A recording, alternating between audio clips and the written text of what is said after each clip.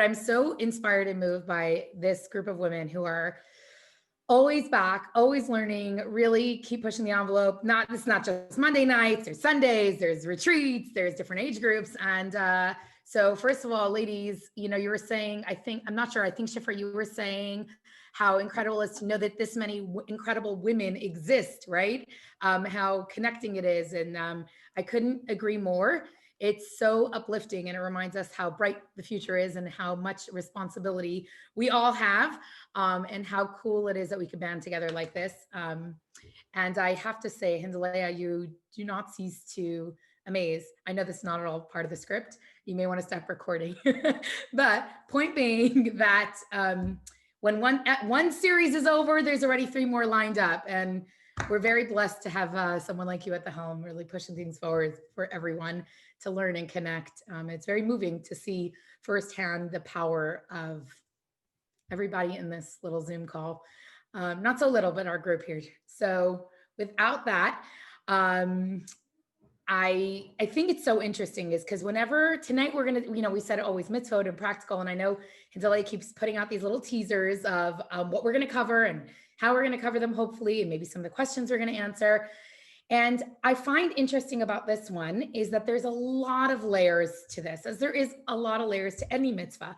But in essence, if someone was becoming a rabbi, they'd spend like the full year learning all the laws. So to think we're going to cover it all in 40 minutes or 30 minutes is a little bit of a fallacy, but we're going to at least dabble in some of the main ideas, get an overview of the mitzvah like we have in the past, and see like, how do I actually bring this into my life in a real concrete, tangible way? Because like we always got to make it practical. So obviously tonight's subject is kosher.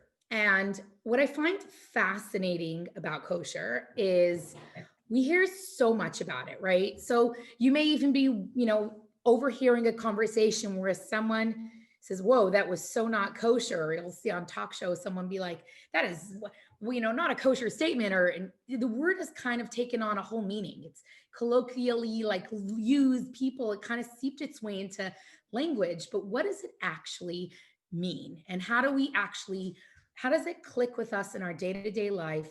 Some of us may not live in a place where kosher seems, super readily available. And what if I, have a certain habit or lifestyle or foods that I like that may not fit into it? So let's explore this together, and really get to the core of what we're talking about and how we can make this real for us in life, as hopefully we're doing together on Mondays. So really, we know that when it comes to foods and trends and diets, there's all sorts of trends and diets out there, right? We have Whole30s trending for a while, and then we got Paleo's trending for a while. I think the only diet I ever once did was there was this like South Italy diet years ago. I tried it once. I was like, this is not for me. I'm not counting 4 almonds plus like maybe 5. I don't know. It was just not my thing, right? But when it comes to eating and foods and trends and clean eating and paleo and you name it, like diets and food, as long as there's a reason, that section in the bookstore or online is very, very full of options. And yet on the other hand, the section of cookbooks and delicious eating, and that's huge and big and a huge industry of it in and of itself, right? And how many people stuck at home started taking on new food things and sourdough and banana bread. Like there's trends and there's so much that food dictates life. And we all know obviously food is essential, right? We all know that eating is essential. It's a part of being alive, right? It's a sign that we're alive and we're healthy. And then that's the physical aspect of it. But for us as Jews, we have our diet, and it superseded paleo and I don't know, I'm sure South Beach, there's many of you range from different years, so you can tell us whatever the trends were. You've seen them come, you've seen them go, but for us, kosher is a diet that's kind of lasted and outlasted. But really kosher is more of a spiritual diet, because I don't know if you've ever seen a nice, delicious piece of potato kugel in cholent.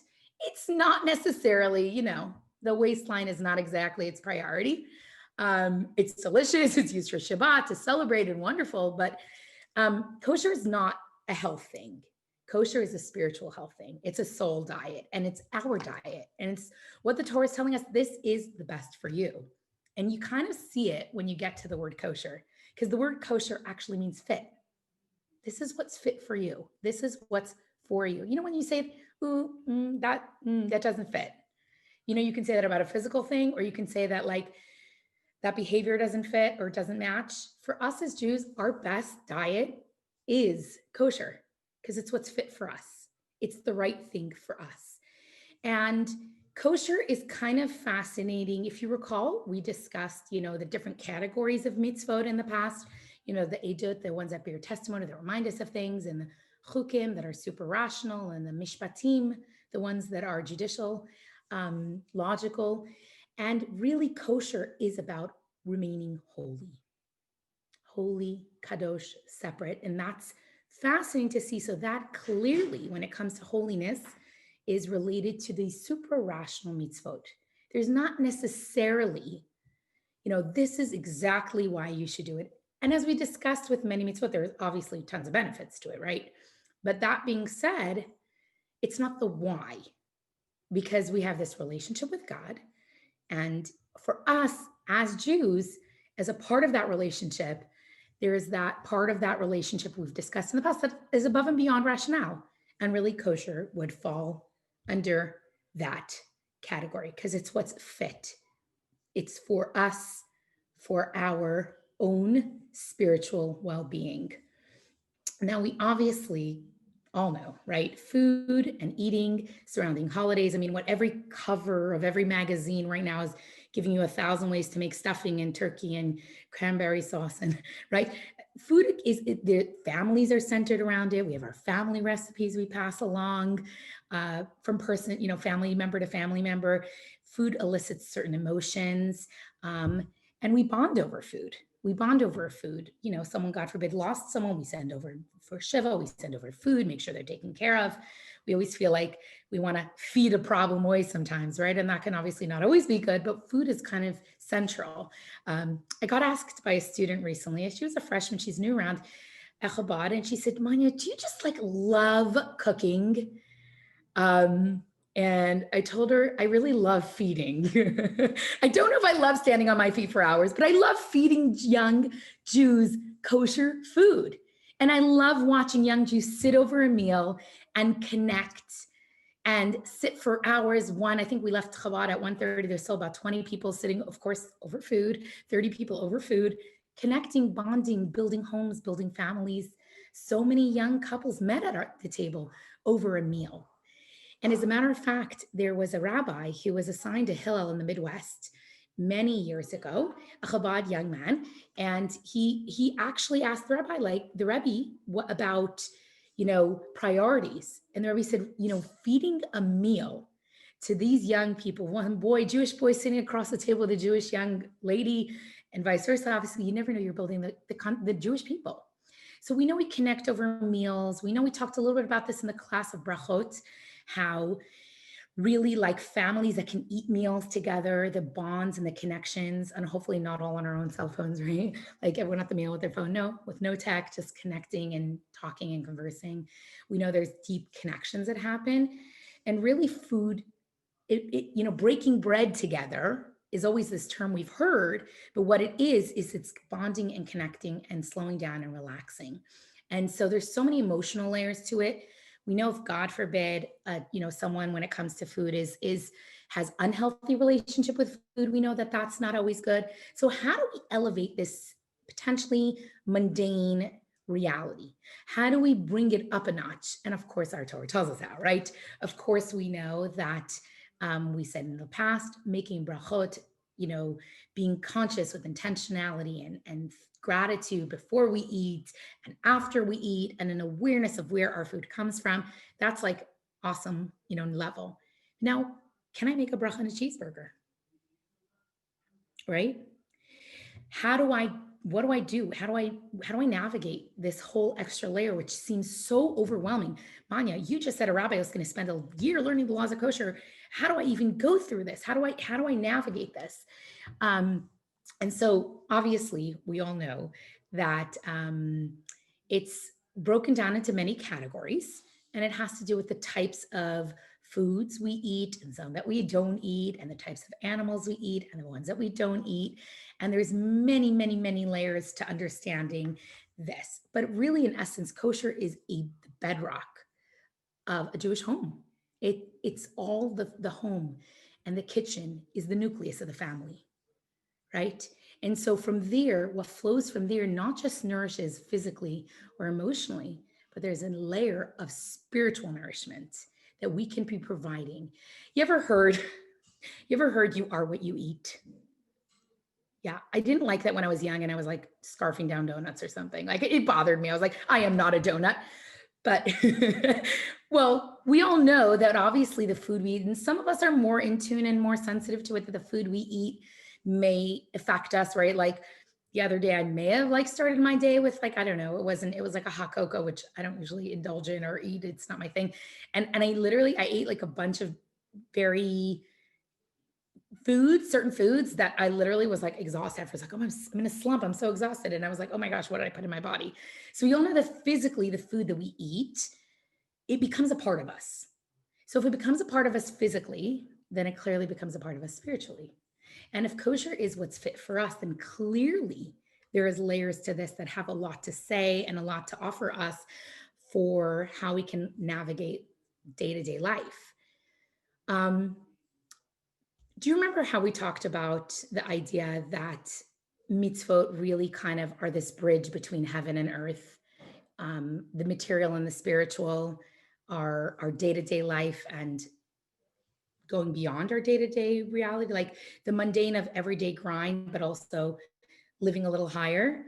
So really, in essence, food is really the ultimate of that, because food is something that's so mundane and so plain and so necessary, so fundamental, yet can be so holy and spiritual. And it bridges those two worlds where the day to day, often sometimes Judaism, oh, it's about the synagogue or the service or the rabbi. And, my husband always says, I'm just traffic control. I'm just helping people get from point A to point B. Judaism's in our homes. It's in our families. It's what we eat for breakfast. I say to students, does God care what you eat for breakfast? And I say, what kind of God cares what I eat for breakfast? No, God cares what you eat for breakfast. Judaism is a part of every part of our lives. And if there's one message we can understand, is that everything we do can be godly and elevated and uplifted. We have this term amongst the students, we'll level up. We go to the next level, and everything we can do helps us get there. And so we understand it's not rational. We understand that it's what God says is that basically you're holy. And so this is the diet that helps you be holy and helps you accomplish what that looks like. And so how do we do this on a real level? And how do we practically implement this? So first of all, I like to challenge my students to really take a different perspective on kosher. Because often the idea of kosher is so over, oh my gosh, they right away, the two pots, the pans, I don't have another sink. Do you need two garbage cans? Which do I need to get another fridge? The panic sets in, they're calling their parents. So dial it back, let's take it back a few steps. Like every mitzvah, like everything that we're growing and evolving in, there's very slow strategic steps. So I tell the students, first, let's step away from the cheeseburger, right? First, put the chicken parmesan on the side. Let's take it in baby steps, right? Little step by step. And as the students start to learn and to grow and to understand and to refine what that means, I always challenge them. See what we do. We bring them to the supermarket, good old fashioned, as a matter of fact. It's not a regular supermarket. It's a Texas gas station. Now, only in Texas is a gas station the size of a mall, because in Texas, everything is bigger, and it's called Buc-ee's. And I kid you not, I should like share screen a video of it. It looks like a mini mall. And I say, okay, guys, go out in teams and find items, find things with kosher certification. They say, certification? What are you talking about? Kosher in the gas station? Yeah, kosher in the gas station. Because kosher actually, 70% of the food industry has kosher certification. Now, what does kosher certification mean? There's different agencies that actually have representatives that go to the factories to make sure the ingredients are kosher, the packaging is kosher. Now, you could say packaging kosher. Well, little known story, Jelly Belly, the company up in Northern California, spent $1 million going kosher. What did they need a kosher? Their factory. It's jelly beans. They had to clean all the casings that had a powder that held the jelly beans, because in the powder of the casings that coated the jelly beans, there was traces of gelatin from a pig. And so that wasn't kosher. So Jelly Belly Factory spent $1 million cleaning out all their equipment and replacing those casings, the molds that had that powder. So in production of food, fascinating, in production of food, there is so much that can make it either kosher or not kosher. And you need someone who knows what they're doing. So we have all these certifying agencies. Interesting story, about 40 minutes away from here in a city called Hearne, Texas. No one's ever heard of it, probably. There is a very large train station. And my husband goes about once or twice a month representing a kosher agency to kosher the train cars. What are these train cars? They're giant barrels, they're trains that carry different gases, different powders to different factories. And sometimes there's unkosher products in there. And sometimes there's kosher products. They just want to have it cleansed for a new route or a new line. So all these certifying agencies, there's many symbols. You got to know who's behind the symbol, because I could be sitting in my basement in pajamas and I'm going to open my kosher certifying agency. It's going to be called Manya Kosher. And okay, I'm in pajamas. Maybe I'm on Zoom. You can call me. You can tell me what's in it, kishkis and shlishkis. And I say, sure. Yeah, it's kosher. And you go put the stamp of the Manya certifying agency. It's possible. No one would know different. Who's not? Why not? Oh, an M kosher. Oh, that must be from that one. So actually I have here and I challenge the students to do this. I say, go around the supermarket, find the products. 70% have kosher certification. That's huge. My Instacart orders almost always are fine because they're kosher. Well, I say almost always because there's always that rare moment. But here I have my regular Ponzu sauce. Kikkoman, regular company. I mean, you find them in regular supermarkets in the middle of America. Beautiful little OU right there. We got I'm going to give you just a variety of stuff so you can see. Here we have our little canola oil. And you could say canola oil, what could be on it? But there's all sorts of additives and stuff that can go in. Little OU there. And we have anyone who has a Trader Joe's near them, you know Trader Joe's has tons of kosher items. That's why they have so many groupies. There's like huge Facebook groups of kosher Trader Joe's. Here's two, little toasted sesame oil, little coconut milk, all kosher, all kosher. All of these have beautiful little kosher symbols. I remember once doing a kosher hunt and a student came and she said, Manya, look, this is OR. It stands for Orthodox Rabbi. I felt really bad telling her that it was a registered trademark. She didn't know. She thought OR was a great kosher symbol. So you got to know though who's behind it, because this one, it's a little hard to see. It could be, again, someone BC kosher, BCK. Who is that? I don't know. So now we're not going to make this more confusing. I'm just going to show you some basic products. Here's our regular supermarket. I don't even know if you want to eat these, but if you did, potato chips that taste like General Tso's chicken. I'm not commenting. I may or may not have someone who lives in the house who loves new, unique kosher items. I may or may not always tell my husband that when they sit in the boardrooms and they're like, what product can we roll out next that no one needs, but someone may try? They have his photo on the wall because he loves these random items. It makes life interesting. And I don't mind because he does the shopping. We have our classic rolled oats from your regular, Simple Truth organic. And some people could say, well, organic, if it's organic, it must be kosher. Or if it's in the supermarket, it must be, if it's in the natural section, it may be kosher. There are a lot of products in the natural section that are kosher, but no guarantees.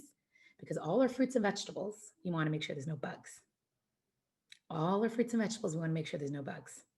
We had students, they come and cook with me in the kitchen. Now they think they're just coming to peel and chop. You and I know that we're showing them what a kosher home is and a kosher kitchen is, what it feels like, experiential learning to the best level. And as they're sitting there checking broccoli, or as they're sitting there taking a bag of frozen broccoli and soaking in water and looking in the water and they're finding worms and bugs, they're learning about kosher. And one girl said, Manya, I can't eat out anymore. You ruined it for me. I can't eat broccoli anywhere. I know how many bugs are in the broccoli. I said, yeah, don't forget the beetles and the worms. She said, you're not helping, Manya. You're not. But point being that I have soaked kale and all our herbs, there's bugs and worms. And sometimes there's little moss and eggs and none of it's kosher. Insects are not kosher. And the Torah didn't tell us it's because of hygiene or because what's socially acceptable. The Torah said it's not what's fit for you. It's just not for you. Again, God created us and he says, this is what's best for you. So we have with our animals, we know that all the animals have split hooves and chew their cuts. That's the qualification that makes an animal kosher, and then it needs to be ritually slaughtered appropriately. And if the animal then, once it's ritually slaughtered, is actually inspected to make sure it is healthy.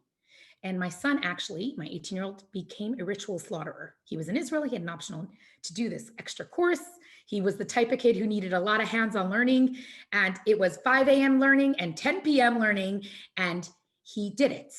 And he said it was incredible to see that the meat that was slaughtered, ducks and chickens, and then checked, the ones that were unhealthy were not kosher. Now, the Torah tells us this for years. Now, you and I could say, wow, that must be good for us. But Nachmanides actually says that all the animals that we are told are kosher, even the birds, they are not animals of prey. They don't prey on others. So when we're absorbing, let's say, nutrients or vitamins or protein, we're also absorbing the nature of the animal. And all the animals that are the Torah says are okay for us, split hooves, chew their cuts, and we make sure they're healthy, and they're not animals that are violent or aggressive animals. They're more gentle animals. They're kosher animals. And those are the ones that, again, are fit for us, that work for us. Now, what another interesting, there's so much interest, there's so many interesting mindsets on this whole kosher situation and how to navigate it. And so in order to make sure the animals are healthy, they make sure there's no like cancers, tumors, lesions. They actually, in glatt kosher, they inflate the lungs to make sure there's no growths or cuts, and it's considered unhealthy. What's unbelievable is that we know we only eat animals that are ritually slaughtered. Okay. Now, I once get a phone call. I'm in Texas. I have a girl, a student, born in middle of somewhere in Texas. And she calls me. She says, hey, Manya, does Chabad need venison? And I'm like, venison, dear. What? What do you mean, Hannah? She says, well, my boyfriend and I went hunting this weekend, and we have a surplus of venison. And I have a freezer full. So I know you feed a lot of people. Like, would you like some venison? Okay, so first of all, I think that's only a phone call someone in Texas gets. Like, I don't think that happens in the campus in Connecticut. It just probably doesn't. Not stereotyping Texas, but it's more typical.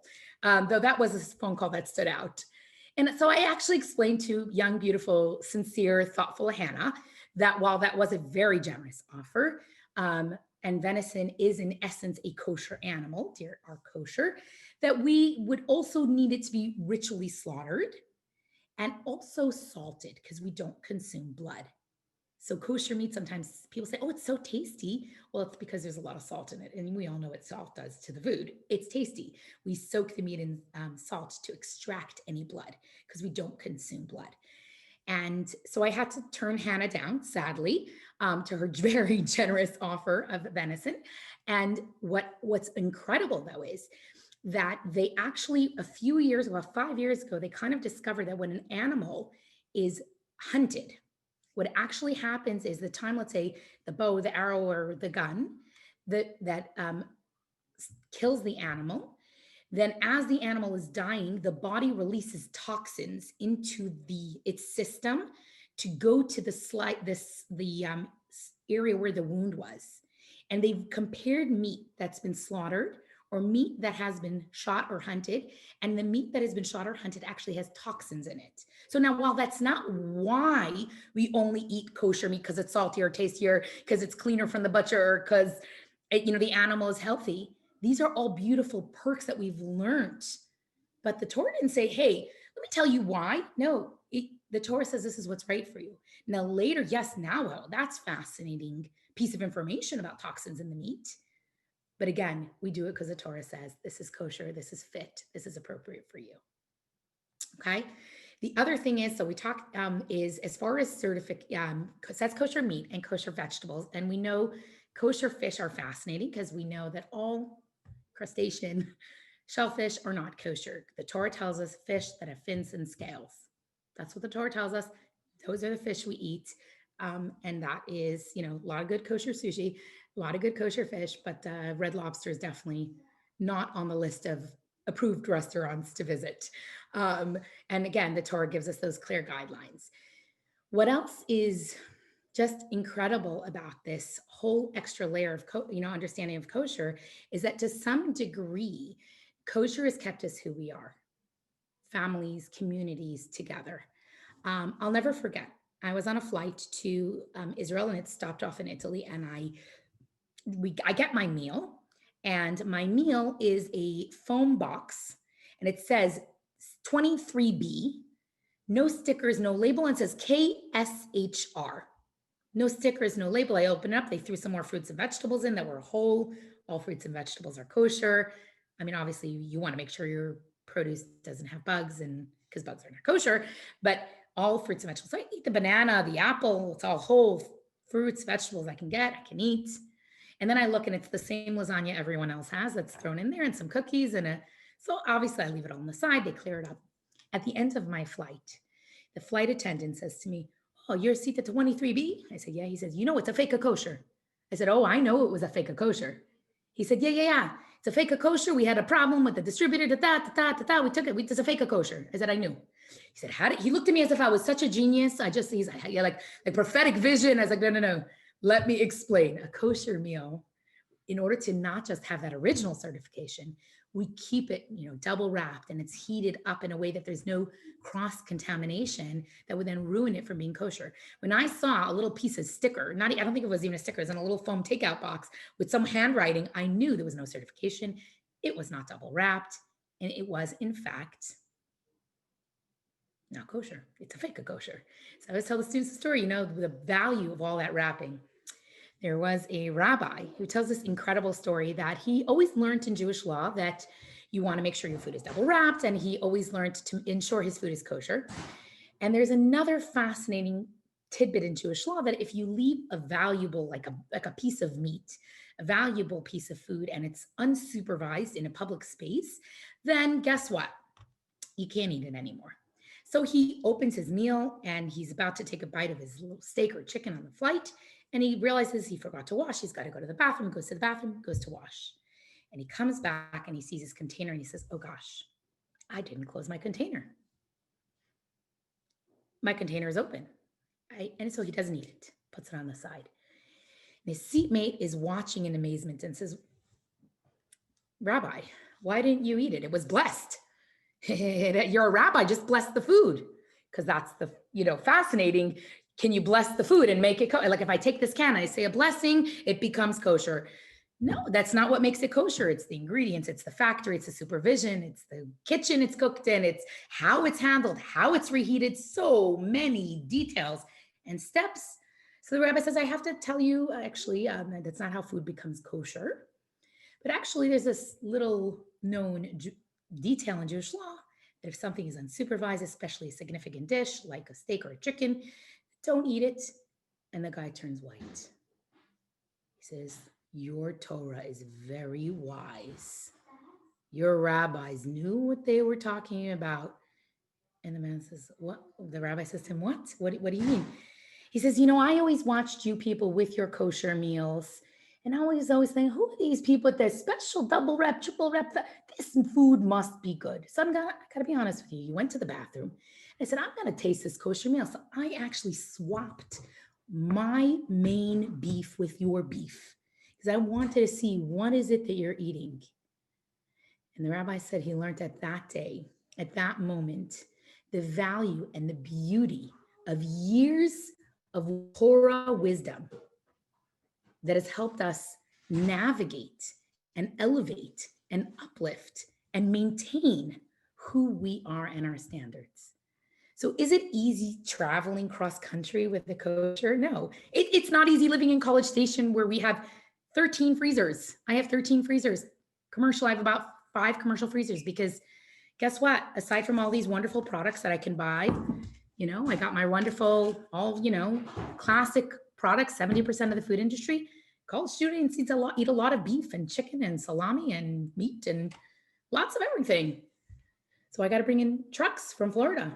So it's not the easiest mitzvah, but what it is it teaches us discipline and self-respect and standards and values. And when we're on a supermarket aisle in Walmart and my child is reaching for something and I say, no, it's not kosher, I'll never forget. I was with my triplets as toddlers in the supermarket, and already you're walking with triplet toddlers, and everyone has like nabach pour you, especially like they're like overwhelmed for me. I was like, do I look horrific? Like, do I look overwhelmed? Like, I'm thinking this is great, and this is a gift. And so you're walking there, everyone, cautious. You walk on a plane, everyone's like, okay, you go for praying. They're not sitting near us. That scene. Okay, so it was one of those where like I'm pushing this giant cart with 3 children climbing all over, and it's full to the brim because college students, thank God, know how to consume copious amounts of food. And all of a sudden there were, that little aisle in Walmart checkout where all those candies and things that are traps just for moms at the end of a day with a child who would love to have a tantrum over that bubble gum or that chocolate. Well, my kids are kids. And so they see, do you want this? Do you want this? No, it's not kosher. It's not kosher. No, that's not kosher. And as soon as you say not kosher, they're toddlers and they say, okay, they put it back. The woman behind me says, I don't understand. Like, what kind of voodoo, magical parenting, like, what workshop did you go to? I said, no, my kids are raised. Kosher is what's for us, and not kosher is what is not fit for us. And so there's so many beautiful values. Talk about, instant gratification or not intentional thinking of really setting ourselves up to be able to add more kosher in. And I will say, and I say this all the time to students, the student says, where should I start? Start with 1 day a week, making sure your lunch is kosher.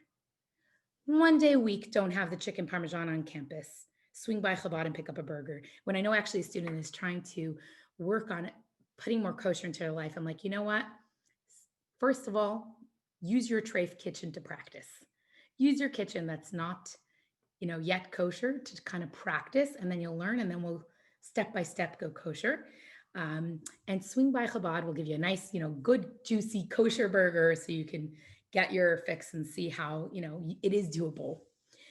And incredibly, I had a fascinating incident just 2 weeks ago. A young college student is growing in his observance and is already taken on kosher pretty seriously. But now he's really faced with a dilemma. You see, he just got this incredible opportunity to work with a top professor in his industry in research. And it's a paying job, but it's also incredible for his resume and the connections he's making. And to launch this project, the professor invites him to join the rest of the crew for a dinner party. So now what does he do? This is an opportunity of a lifetime, prestigious, and it's a dinner party in the professor's home. Should I go and pretend to eat? Should I go and bring my own food? How do I do this? How do I insult the professor? So I said, you're really bringing up a really good point. And suddenly in walks one of the girls who we know very well, who has severe anaphylactic allergies. And I said to her, hey, sweetie. Hey, Sarah. Yeah. Sarah, have you ever been in a position on campus where they offered you peanuts? She said, oh, no, listen, before I go anywhere, if I know there's food involved, whether it's a student group or a group project, she says, I even had this leadership thing with a professor last year. I just tell them it doesn't work for me. I just won't eat. I'll bring my own food if that's okay. It's for my health and well-being. And I turned to Joey and I said, Joey, it's for your health and well-being too. For some reason, when it comes to saying this is food, I can't eat it, it's not kosher, that's uncomfortable. For an allergy or a diet, we'd have no problem. Sure, flexibility, understanding. We need to be more comfortable with what the Torah says this is fit for us.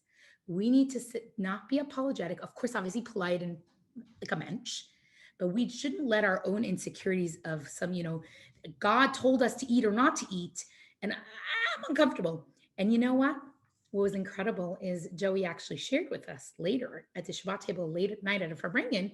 He shared that his professor said, I have so much respect for a young man who has discipline and standards. So what he was so worried was going to be something that distanced him or prevented him from advancing, the professor saw as, wow, here's a young man with standards. So it's a standard that the Torah gives us. it's little steps we can take to make sure the products, if you're standing in a supermarket and you see this, can of tomatoes and it has the kosher certification, and there's another one that doesn't, don't just say, oh, it's tomatoes, who cares? There's a lot more that goes into those tomatoes. The vegetarian baked beans, the reason there's special runs is because they either have special factories that are completely koshered. So there's no ham and whatever in those baked beans. So things that are koshered and have certification are kind of our way of knowing. But remember, it's little steps at a time. It's one choice. This is a protein powder and there's another protein powder with no certification. Choose the kosher one. So there are little ways we can bring this mitzvah into our lives step by step, but it makes us more sensitive and more conscious and more aware. And really what it does is it uplifts every single day. It uplifts the most mundane thing. And it's kind of why we're here in this world. We are here in this world to reveal the godly spark, the divine energy that's concealed within my little tomato and this piece of metal. This tomato, this can has potential holiness. We all know I could use it to hit someone with, which I don't advise. It would definitely not be a good idea. Or we can use it to make a beautiful hearty stew that's going to feed and nourish people. But everything physical has godly, divine energy within. And when we eat food that is fit for us, we uplift and elevate that godly and divine energy within. And we reveal godliness in the world. So when we talk about tikkun olam, repairing the world, guess what? Eating kosher canned tomatoes is part of tikkun olam. Making a bracha on it is repairing the world. We're helping for ourselves. We're taking this physical matter, we're uplifting it and elevating it and creating a deeper understanding. And when it discusses food that is not allowed for us, it says asur. And when it says things that are allowed, it says mutar. Mutar can mean allowed, but mutar actually means there is bound and unbound. There's godly divine sparks that are tied up and bound. So the asur, the bound up godly divine spark in a lobster is not mine to elevate. Or in the cheeseburger is not mine to elevate. I got to elevate the godly sparks in that which is, in fact, mine, unbound. So interestingly enough, obviously we try to avoid milk and meat at all together. And there's a lot of discussion of, well, in the Torah, it just describes meat. Where did this whole chicken thing come from? I can't tell you. That's like what, I'm talking about the kosher FAQs. That's one of them. Since when did chicken become meat? Because the Torah distinctly says meat. And yes, it's true. But we also understand that chicken was absolutely included in the category in order. First of all, they're very similar at times. I actually served a white turkey this Shabbat, and someone said she was not used to eating kosher Shabbat, and she said, what kind of white meat is this? This looks a lot like a different white meat. And I had to clarify that it was in fact not that different meat. It was, in fact, she was Chabad, so she can really rest assured that it was, in fact, kosher.